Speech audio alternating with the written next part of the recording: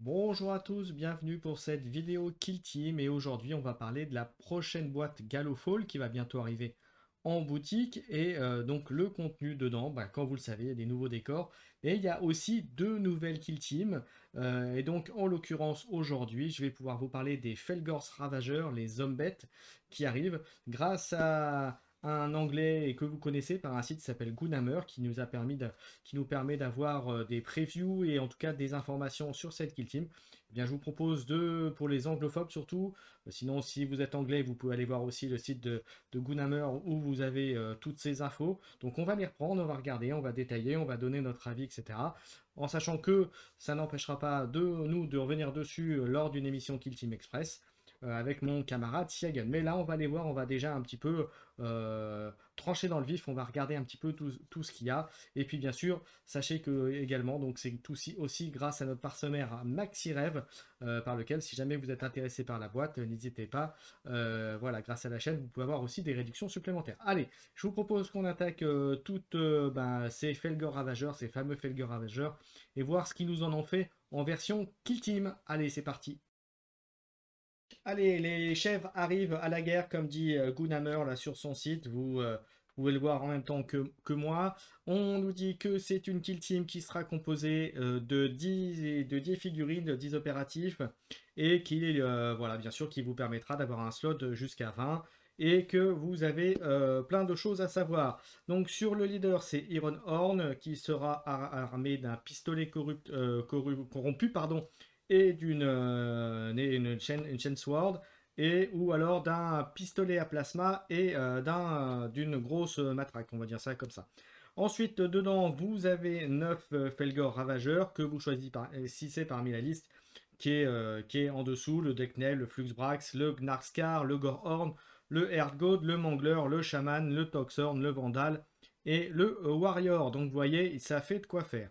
Et bien sûr, vous pouvez, à l'exception des guerriers, n'en prendre qu'un seul de ces opératifs. Bon, ça, c'est classique pour les constitutions des kill teams. On nous apprend également que niveau archétype, les Felgor pourront avoir soit la reconnaissance, soit le Seek and Destroy, le cherche et destruction. Voilà, donc c'est voilà, ce qui paraît assez normal pour des bourrins comme ces hommes bêtes. On nous apprend ensuite que la capacité qu'ils vont avoir, c'est la frenzy, donc frénétique, on va dire, et qu'à chaque fois que, comme Felger Ravageur deviendra un mi-KO, donc sera mis hors de combat, bah, à la place de l'enlever du terrain, vous lui mettez un jeton frenzy, frénétique, et si ce combattant était en combat, on enlève tous les dés restants, aussi bien le vôtre que celui de votre adversaire, et y compris si il avait un ordre de furtif, et auquel cas il passe en mode engagement. Et alors, tant qu'il a ce token frenzy, frénétique, voilà ce que ça implique. Donc, ils ne peuvent pas avoir d'ordre furtif, ce qui est logique. Ils sont considérés comme blessés, ils ne peuvent pas faire d'action de mission ou d'action de ramassage, ce qui est aussi, somme toute, assez logique par rapport au côté frénétique, frénésie, etc. Et ils sont par contre mis hors de combat, incapacités, donc mis à mi-HS, quand leur activation s'arrête, quand ils sont touchés par un critique en combat, ou lorsqu'ils sont touchés une deuxième fois par deuxième touche dans un combat, ou lorsque la bataille se termine. Donc ça veut dire concrètement, ils meurent une fois, mais ils restent quand même sur le plateau, donc il faut encore aller les taper. Et puis comme dit juste avant, si c'était en combat corps à corps, ben, ça veut dire que le combat corps à corps s'arrête et qu'il faut soit tirer dessus, soit revenir aller au contact à nouveau sur lui et lui remettre un coup, soit par un critique, soit par deux coups pour l'éliminer. Donc ça lui laisse lui le temps de faire encore plus mal si c'était possible. Voilà, donc ça, il va falloir jouer vraiment dessus, vraiment pour faire, ils vont être assez pénibles à tomber. Qu'est-ce qu'il y avait d'autre encore voilà, donc ça veut dire qu'il faudra aller les chercher et les tuer très, très clairement. Comme dit là sur le Gunhammer nous dit également que il ressemble assez en termes de profil, il ressemble assez au commando orc avec 10 points de vie, 10 blessures, une save à 5+, 6 pouces de mouvement. Ils ont une masse qui aura des stats assez classiques de 4 attaques, 3+, 4-4 brutal. Voilà, ce qui est assez bien. Et puis un pistolet, un autopistole pour la plupart du temps pour voilà, si pour ceux qui auront le profil qui auront des armes de tir. Donc voilà, donc principalement, ça nous dit ce sera donc un leader et 9 figurines. Le Felgor, alors le leader, le Felgor Iron Horn, il aura deux possibilités, soit un plasma et un pistolet plasma et une masse, ou voilà. Et en plus de ça, ou pistolet, voilà. Et en plus de ça, il aura une capacité, c'est Call the Attack, donc appeler l'attaque à la phase stratégique, quand c'est votre tour, vous pouvez choisir un allié visible et lui et euh, lui et un autre donc on pourra en faire un dash de 2 pouces. Donc c'est pas mal, ça permet de se repositionner, d'avancer un peu plus et comme dit Gunhammer, de se mettre en position de charge à partir du tour 2, donc ce qui est plutôt pas mal. Ensuite, on a le Def Knell, donc le tambour, entre guillemets, qui donc lui qui est un peu plus résistant que les autres puisqu'il a une save à 4+, et qui lui donne avec le porteur d'icône un d'action, plus une action de combat. Quand il doit contrôler un objectif, il a le gong, le gong de guerre qui permet apparemment d'enlever les critiques à ceux qui sont à 3 pouces du Death Knell. Donc à voir comment c'est rédigé en termes de règles. Voilà, est-ce que c'est un premier critique? Est-ce que c'est tous les critiques contre eux? Est-ce que c'est que des attaques de combat? Est-ce que c'est du tir? Moi je dirais que ce sera plus du tir, je pense. À voir comment c'est euh, effectivement comment c'est wordé, on va dire, quand c'est mis sur papier, comme on dit, pour voir exactement ce qu'il en est. Et ensuite, frapper le gong pour une action, pour un point d'action qui permet jusqu'à la fin du tour d'avoir que cet opératif, enfin donc cette figurine, est une sauvegarde invulnérable à 3+, ce qui est quand même plutôt très sympa. Voilà. Donc ça permet de faire une petite bulle de protection, voilà, et de protéger, puisque clairement vous avez vu la team, c'est déjà à la base, c'est déjà vraiment c'est rentré dans le tas, aller combattre au corps à corps.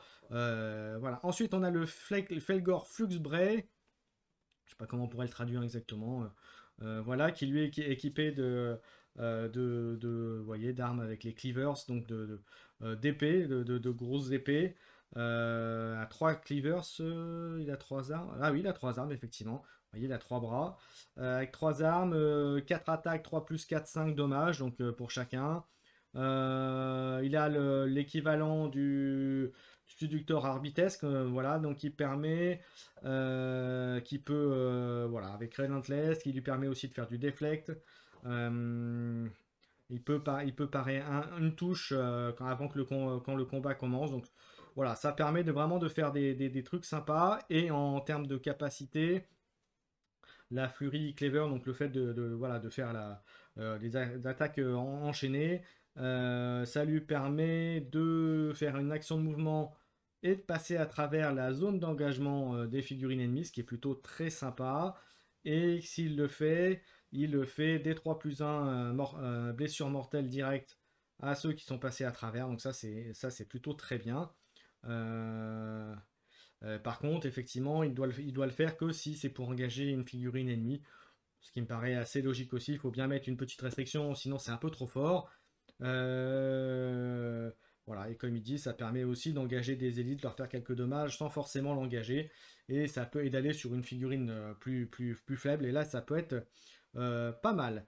Ensuite, on a le Glar Skarl qui, lui, vous voyez, il a un point et un pistolet. Ça lui permet que déjà Kuning, ben, il peut changer un ordre. deux activations. Concrètement, comme l'exemple, c'est que il peut taper, il peut taper, sortir de son combat et puis changer son ordre en furtif, par exemple.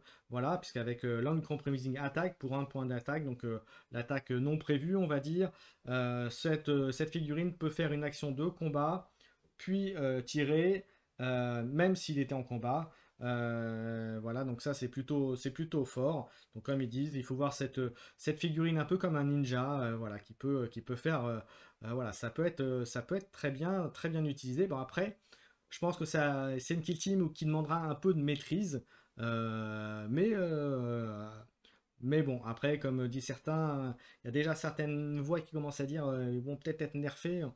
On verra ça. Après, en tout cas, ils vont être, je pense, assez compliqués à gérer et il faudra apprendre à jouer contre. Ça, c'est une certitude. Ensuite, le Felgor Gorhorn, qui lui est un spécialiste de combat corps à corps. Il peut combattre deux fois avec son Skull Cleaver, donc une arme, je pense, scientifique, je pense que c'est, voilà, qui a létal 5+. Et grâce à ça, quand il tue un ennemi, il va regagner un des 3 points de blessure. Et ses dommages critiques augmentent jusqu'à un maximum de 8. 8 de dommages avec une arme, ouf. Bon, après, c'est du corps à corps, vous allez me dire, mais bon, comme c'est une kill team, on va dire presque spécialisée sur du corps à corps, faudra faire attention si vous l'avez en face. Voilà, comme ils disent, cette figurine, s'il est en mode frénétique, bah, elle peut, en une activation, peut détruire détruire un Space Marine, se soigner, et éventuellement en tuer un autre, puisqu'elle peut faire deux actions de combat. Voilà, donc ça peut faire, effectivement, comme il dit aussi, c'est une figurine, il faudra faire attention de voir où elle est placée par votre adversaire si vous jouez contre cette kill team. Ensuite, le Felgor Erdgod. Alors, je m'excuse pour la prononciation. Il est équipé d'un fouet. Et il peut donc, si c'est fait, si l'attaque est faite par contre un contre une figurine qui est à 3 pouces, euh, voilà, ça peut le faire reculer l'ennemi et inciter la fureur.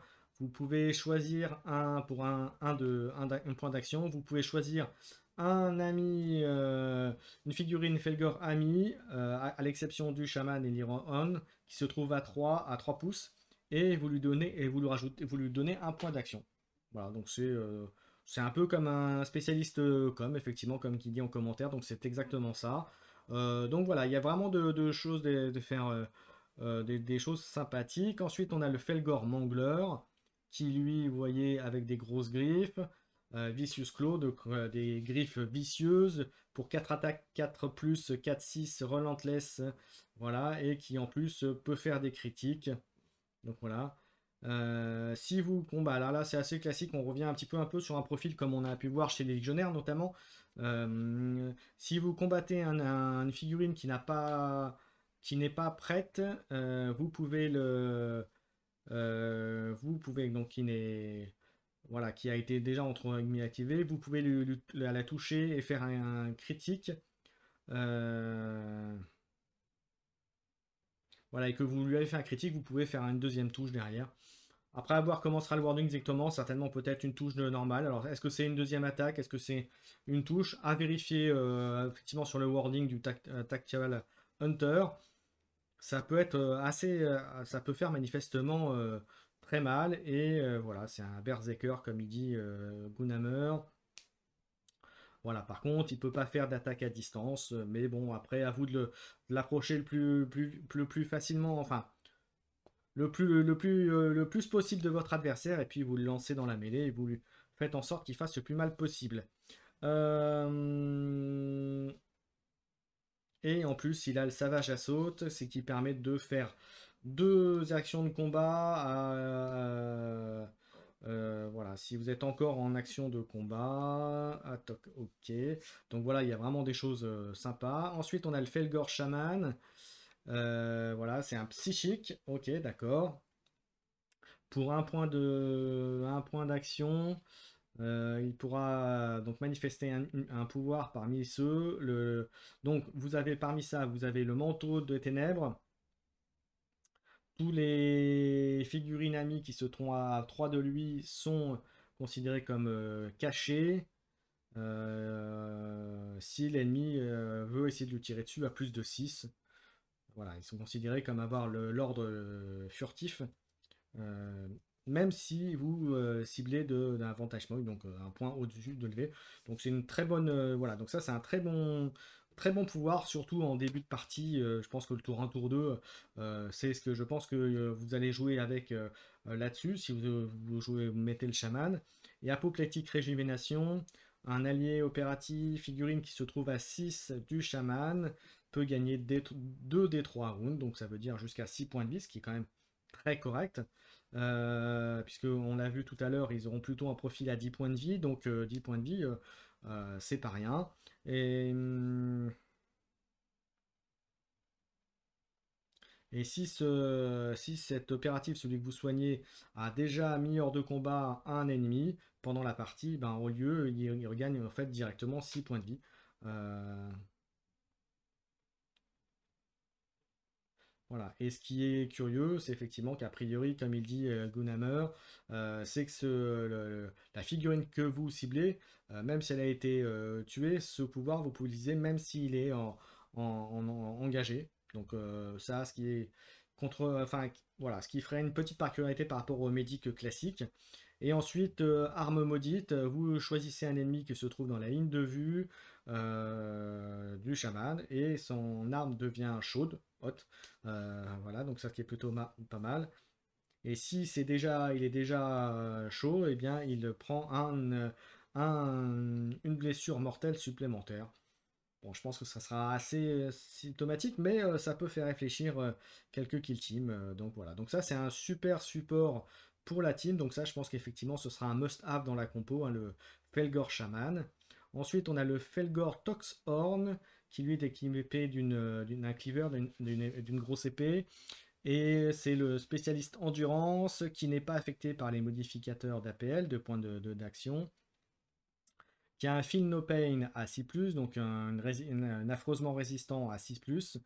Il a sur lui une bombe Pox, et pour un point d'action, vous pouvez le lancer à 6 de lui. Et toutes les personnes qui se trouvent à 2 doivent lancer un dé. Sur un 3+, ils perdent un APL, et sur un 5+, ils prennent 3 mortels.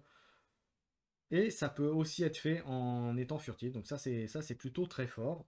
Donc voilà, c'est pas un grenadier parce qu'il en a qu'une.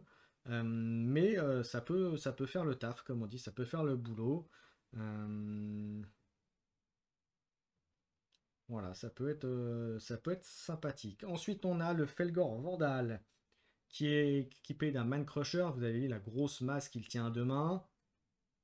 Donc lui, c'est du 4 attaque, 4+5, 5, brutal, portée 2, RIP 2. Cette opération a donc des coups vicieux, voilà, avec Relentless, Ceaseless. Il peut faire un Sweeping Blow pour une action. Sweeping Blow, donc c'est pour une attaque circulaire autour de lui, et qui fait des 3+1 de blessure dans une zone de 2 autour de lui. Et ça peut être combiné avec une charge. Voilà, donc ça peut être très fort, hein. Donc voilà, il y a de quoi faire, il y a des bonnes combos. Et le Felgor Warrior, bon ben, c'est ce qu'on a vu un petit peu globalement parmi toutes les capas. Ensuite, on passe au niveau des stratégiques ploy, donc il y en a plusieurs. La première, c'est tempérament violent. Euh,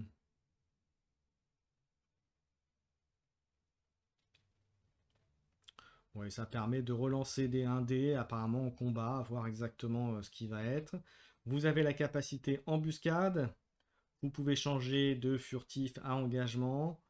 Euh, et dans ces cas-là, vous pouvez transformer une touche normale en critique. Voilà, ça, comme ils disent, avec une kill team comme ça qui est très agressive, ça peut être très sanglant à partir même dès le tour 2. Donc effectivement, c'est bien. Ensuite, on a le Pelting Firepower.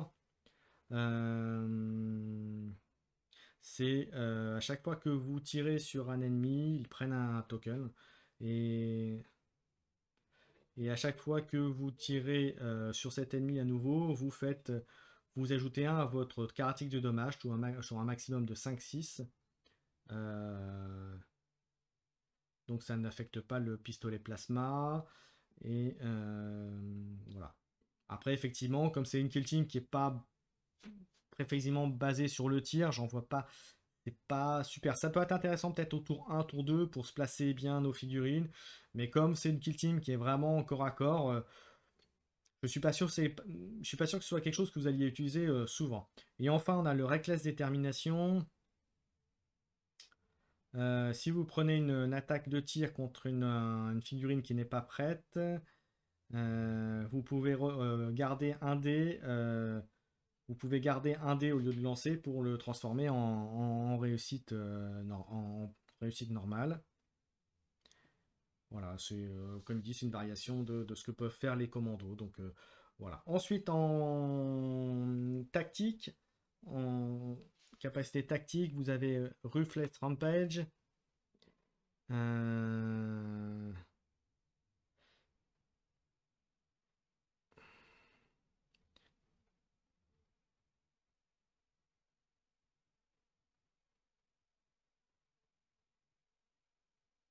Ok, ça permet quand vous avez combattu et que vous n'êtes plus en combat en portée d'engagement, vous pouvez faire une charge gratuite à 3. Et voilà, ça permet effectivement à certaines figurines, comme on l'a vu tout à l'heure, de pouvoir faire deux actions de combat. Donc de se remettre en engagement, en portée d'engagement, et donc du coup de lancer avec une point d'action, voilà, une deuxième phase de combat. Est-ce que ce sera intéressant? Sûrement. Voilà, comme dit Gunhammer, voilà, voilà, il faudra l'utiliser intelligemment. Après, ça peut se contrer au même titre qu'on peut contrer des grenades et ce genre de choses, rien qu'en plaçant ses figurines. Voilà, si vous le savez, bah, vous mettez à un tout petit plus de 3 pouces l'un de vos figurines de l'autre et vous aidez ce genre de choses. Mais bon, il n'empêche que voilà, dans des situations utilisées correctement, ça va faire très mal. Et puis même quoi qu'il arrive, ce sera, je pense, utile. Ensuite, la rage sauvage, vous pouvez rajouter un pouce aux caractéristiques de mouvement d'un opératif. Donc là aussi, c'est plutôt pas mal. Ça permet de valider une charge, un mouvement supplémentaire, d'aller se positionner, d'aller éventuellement se cacher, etc. Donc voilà, c'est plutôt sympathique. Ensuite, la furie animalistique, la furie animale, on va dire ça comme ça. Vous pouvez vous rajouter un dommage de plus lorsque vous faites un coup critique. Voilà, ça peut être parfois situationnel, clairement. Maintenant, ça peut faire le dommage qui manque pour finir une figurine. Euh, Généralement, vous avez certainement eu déjà des situations où il vous manquait un ou deux points pour finir une figurine. Bon, bah là, voilà, ça vous donne cette possibilité-là de terminer une figurine ou de la rendre blessée alors qu'il manquait juste un point pour que ce soit le cas. Donc là, voilà, ça sera une situation. Donc, clairement, situationnelle, mais qui sera très utile dans pas mal de situations, à mon sens. Ensuite, on a Bloom Sense. Euh, c'est pas mal, alors c'est plutôt sympathique. C'est vous pouvez l'activer après que vous avez tué une figurine ennemie pour activer une autre figurine qui est encore disponible, qui n'a pas encore agi, et qui se trouve à 3 de la figurine que vous avez tuée. Donc ça peut être pas mal, ça peut être une petite combinaison, voilà, une combinaison d'activation. Vous en avez activé une, boum, vous avez tué la figurine ennemie, vous activez une deuxième figurine, donc ça peut être pas mal, sympathique. Et ensuite en équipement, bon, bah, on a le classique là qu'on a dans pas mal de kill team, la frag, la grenade frag ou crack. On a les munitions corrompues, là pareil c'est du classique. On a l'arme corrompue pour 2 points d'équipement. Ça donne grinding à vos armes de mêlée. Ça peut être pas mal. Ensuite, on a le talisman maudit. C'est qu'un opératif gagne un 5+. Voilà, ça peut être bien, effectivement, comme dit Gunhammer. Pour deux, c'est peut-être un peu cher. Maintenant, ça peut vous protéger de kill team qui auront beaucoup de tirs. Voilà. Et ensuite, peinture de guerre pour un point d'équipement seulement. Vous pouvez ignorer toutes les modificateurs de mouvement ou de points d'action. Donc ça peut être sympathique. Ensuite, on a dans les TACOPS, dans les tactiques et opérations, Felgor champion. Vous pouvez révéler cette TACOPS quand un de vos figurines élimine une figurine ennemie. Euh, si cette figurine élimine un autre ennemi, vous gagnez un point de combat supplément, vous gagnez un point de combat. Et si vous le faites une deuxième fois, il gagnera 2 points. Donc là, clairement pour une kill team qui va être très agressif, qui va être au corps à corps, ça peut se jouer. Attention toutefois, parce que du coup, si vous faites ça, si vous n'êtes pas dans la bonne situation, bah, clairement vous mettez un marqueur cible sur cette figurine. Voilà, si votre ennemi veut vous empêcher de scorer, ben voilà, il va viser cette figurine. Donc attention, c'est à double tranchant, donc à faire les bonnes situations, les bonnes combos pour y arriver. Ensuite, vous avez Scorn's Airway en deuxième TACOPS. Vous choisissez une figurine ennemie qui a, qui a, euh, qui a une arme sympa. Voilà, voilà, après je vais voir. Euh, voilà, si vous arrivez à le tuer et que vous avez une figurine à vous qui se trouve à 6 de lui, vous gagnez un point de victoire. Euh, et si vous tuez cet opératif, euh, cette figurine en portée d'engagement, donc corps à corps complètement, hein, vous dosez le deuxième. Donc concrètement, si vous tuez cette figurine que vous avez ciblée à distance, vous gagnez un point de victoire. Si vous l'avez fait au corps à corps, vous en gagnez deux. Voilà, rien de plus simple. Donc là, pour le coup, c'est assez simple. Maintenant, attention, il va falloir choisir la bonne cible. Et voilà, par rapport à certaines kill teams, ça peut être compliqué. Et ensuite, on a Relentless Agression, l'agression sans fin, on pourrait dire. Vous pouvez révéler cette TACOPS à la fin de n'importe quel tournant. Si vous avez 5 ou plus figurines amies qui se trouvent à 6 de la zone d'engagement, de zone de départ de votre ennemi, vous gagnez un point de victoire. Donc, sur une kill team qui va avancer assez vite, ça va être relativement facile. Et la deuxième, si vous faites une deuxième fois, vous gagnez le deuxième point. Voilà, c'est quelque chose qui est assez simple. Je dirais pas que c'est un must-have à prendre en TACOPS, mais en tout cas, celle-là me semble assez simple à réaliser. Après, on n'oublie pas, on est dans Kill Team, il faut quand même jouer ses figurines, il faut faire attention à ses déplacements, à son évolution sur le plateau de jeu, mais du champ de bataille. Mais ça me semble assez facile, surtout qu'on a 10 figurines, donc ça veut dire que la moitié se serait avancée assez près de votre adversaire. Ça me paraît faisable, largement.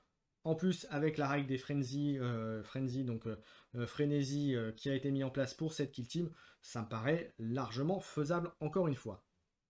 Voilà, on a fini pour l'analyse de cette kill team. Je ne sais pas ce que vous en pensez, mais à mon avis, ça va être une kill team qui va faire beaucoup, beaucoup, beaucoup parler d'elle dans les prochains jours, prochaines semaines quand elle sera mise. Avoir le retour des joueurs aussi côté classique comme vous et moi, et le retour des joueurs compétitifs, on va voir ce qu'ils vont en dire. On risque d'avoir pas mal de retours sur cette kill team. Et puis, comme dit certains, peut-être qu'elle sera nerfée derrière pour ce côté frénésie qui va être quand même pas évident à gérer. À jouer, ça va être peut-être très sympa, mais il faudra se creuser les ménages quand même pour pas trop perdre les figurines. Même si elle frénésie, voilà, on vous met une figurine en frénésie, on vous tire à distance, on vous le tue. Voilà, donc attention, Mais effectivement, avec 10 figurines, il y a de quoi faire. Il va falloir les gérer, ces 10 figurines en face, et il va les gérer aussi si vous les jouez. Donc voilà. Donc c'était aujourd'hui on a vu les Felgor Ravageurs. Demain ou après-demain je vous ferai l'autre kill team, à savoir les Votan. Donc on verra ça en détail. Là encore grâce à Gunhammer qui nous permet d'avoir un retour et une analyse un petit peu de cette kill team. Donc n'hésitez pas à aller voir ce qu'il a fait si vous êtes anglophone. Sinon bah, moi je referai une vidéo comme je disais pour la version en essayant de vous traduire un petit peu, ou vous donner en tout cas l'essentiel, l'essence de ce qui en ressort, aussi bien au niveau règles qu'au niveau analyse. Bien sûr, je ne prétends pas avoir la science infuse, mais en tout cas, c'est mon avis sur cette kill team que je trouve plutôt très sympathique et que j'aime beaucoup. Mais bon, voilà. Mais je suis quand même un fanatique des Votan, donc on verra ça, on verra. Là, le temps je l'enregistrerai très bientôt, mais en tout cas, vous aurez un retour aussi sur les Votan très rapidement. Voilà, j'en ai terminé. N'hésitez pas à mettre un commentaire, à liker, à vous abonner à la chaîne. Mettre un petit pouce aussi, c'est très important pour le référencement de la chaîne et pour que les gens qui souhaiteraient trouver du contenu Kill Team puissent le trouver facilement. Et puis maintenant, je n'ai plus qu'à vous dire à bientôt. N'hésitez pas aussi à aller voir sur le site du partenaire de la chaîne MaxiRev. Et puis voilà, à très bientôt pour plein de Kill Team. Et au moment où sortira cette vidéo, mercredi prochain, il y aura un Kill Team Express où déjà je peux vous annoncer qu'on parlera certainement de cette boîte, on parlera des annonces qui ont été faites lors du Warhammer Fest et également on analysera les photos Kill Team. Donc là, ça fait déjà quelques temps que c'est sorti, mais on ne l'avait pas encore analysé ensemble lors d'un Kill Team Express, donc ce sera le cas avec mon camarade pardon, Siagen et probablement William de Wisgame TV. Allez, à bientôt tout le monde. Ciao, ciao!